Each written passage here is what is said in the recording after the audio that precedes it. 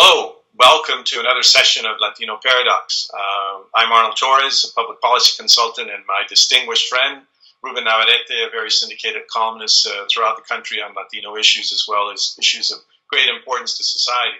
We always get together and we talk about this paradox, this tremendous growth of Latinos, all this bragging about how much power we have, and yet our socioeconomic profile is largely the same as it was 10, 20, 30, 40 years ago.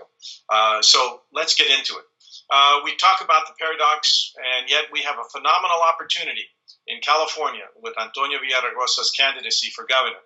We have an opportunity to see if, in fact, we can deliver on this concept of power. So what do you think? Do you think that California is ready for the first Latino governor? Do you think Latinos are ready to elect the first Latino governor? Those are the questions, Arnold. And I'll tell you, this is a very unique race. It's probably the best chance Latinos have had in a long time, if ever, to elect a Latino, because Antonio Villaraigosa has great name recognition all over the state. He's the former mayor of Los Angeles. He has a mixed record, I would acknowledge and admit, on leadership issues across the board. It was not considered a great mayor in Los Angeles, but has name recognition. There are many Latinos around the state who are hungry for the opportunity in the era of Trump to vote for someone like this. Just having your name on the ballot as Villaraigosa is enough to get my comadre, my tias, and others to vote for him.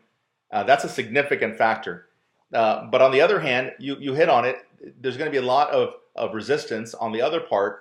What kind of candidate will he be? And can he hit that sweet spot where he inspires Latinos without threatening and frightening away non-Latinos who are very crucial in this race as well? And I think that's his dilemma, Ruben. You said it real well at the end. That's his dilemma. With Trump era, you have many Latinos now who all want to do is just fight and resist. They're not interested in accommodating, the politics of accommodation, which is the new term that all of the Black Lives Matter and the Si Se Puede groups and all the dreamers. Yet the reality is that we don't run the state of California. We certainly do economically, but we don't with our votes. So Antonio's dilemma is, how can he present himself as a Latino without a doubt? How can he stimulate that Latino vote who can really take him over the top? In my opinion, through the Valley and through Southern California, but not create this fear of ethnocentrism on his part and on the part of Latinos. Right. I think Antonio recognizes his dilemma. I think he wants to try and address it, but it's pretty hard when you're running against a guy who's on the progressive super left in Gavin Newsom, right, who has as much controversy controversy in his background, and spends all of his time going after Trump and never talking about what he's offering. So this is a very difficult dilemma for Antonio, in my opinion. Right. But it's one that I think he may be up to. Well, think about the poll out recently. We've got a whole bunch of Democrats who are running for this nomination. The person who wins, obviously, the Democratic nomination for governor is going to be the de facto governor. It's sure to be the shoo-in for the general election. And Gavin Newsom is leading Antonio Villaraigosa by just a very small margin.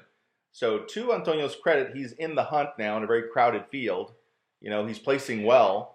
And you mentioned Gavin Newsom has a very narrow constituency of Northern California, Bay Area Democrats who are left of center and going to be anti-Trump. I don't know ultimately if that's enough. A lot of people on the left think that marching is just as good and protesting is just as good as voting. And we found out yesterday in Georgia, in the congressional race for District 6, that's not the case.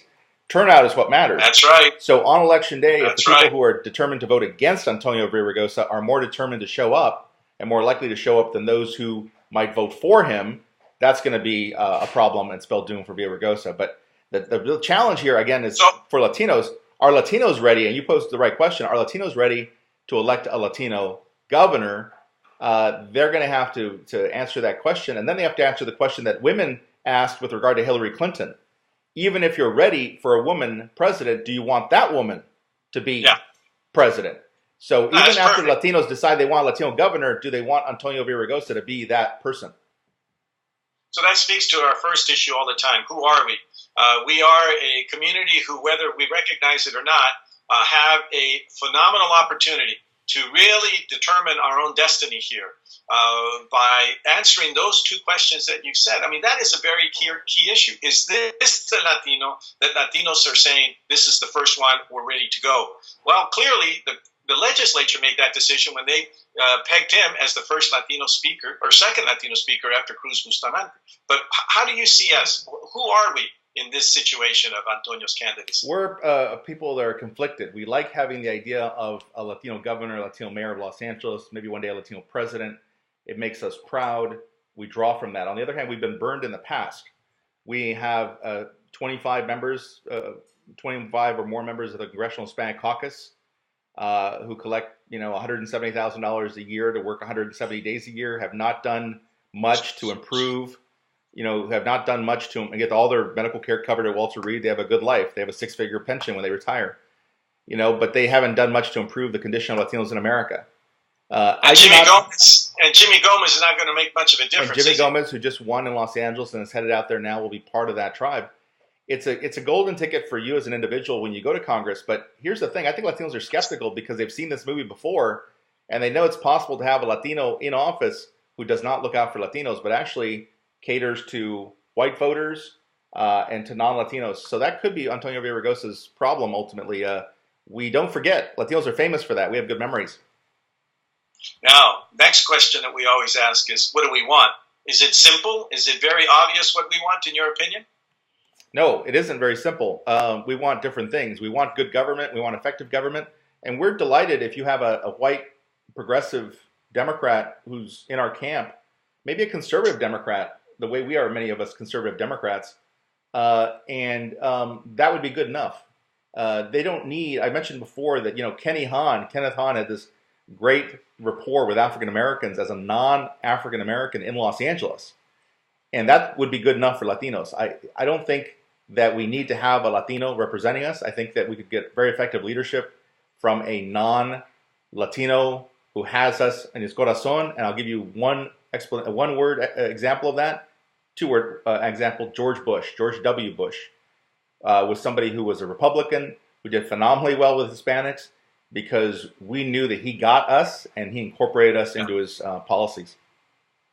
Well, I think that I don't know if we know what we want. I mean, it's very easy for us to say we would like to see the first Latino elected governor of the state of California. But I think our community is so confused, so angry, so everything but focused, to be very honest with you. We're more into feeling the sentiment of being a victim. And we can't get out of the mentality of being a victim. And victims get angry. Victims shrink from responsibility. And I think that's where we're at. We have a community that's under fire constantly. We don't have a good public school system. We have a governor in the state of California who isn't necessarily making things that much better. We've got a lot of Latinos playing games with us about low-hanging fruit, a single-payer system with no money in the budget.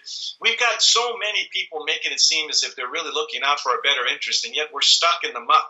We're stuck in the same situation that we've always been in. Well, I don't think we even focused on this campaign yet, and that's really sad because if Antonio doesn't win, there isn't anyone to blame this time. It isn't the white Peruana, it isn't the plantation owner, it isn't the grower in the valley. It's our own selves. So now our last question: what are we doing wrong?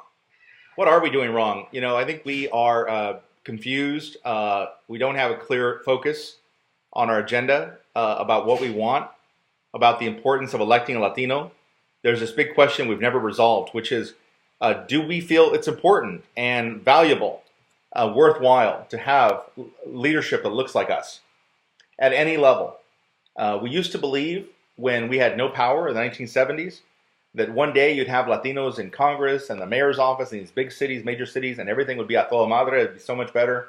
And now we've broken those barriers. We've seen those people in those offices, and things are not getting any better. And so we need to confront a question that we've been ducking now for the last 50 years. And that is there some empirical value in having people who look like us represent us? And if we decide that there isn't, then we should stop trying to groom the next Latino governor and focus in on finding somebody who may be a non-Latino, but nonetheless takes care of us. Ask African Americans how they feel about Barack Obama, and you end up with an ambivalence. They are proud of what he accomplished, brings them to tears to think about what he accomplished, but at the same time, they know that this was somebody who was raised by white people, around white people, and Barack Obama always knew how to speak to white people, but he had trouble speaking to African Americans. Well, I think certainly didn't address what their we're concerns. doing wrong is that we haven't focused on this race, and I don't think the rest of the political leadership has done that either.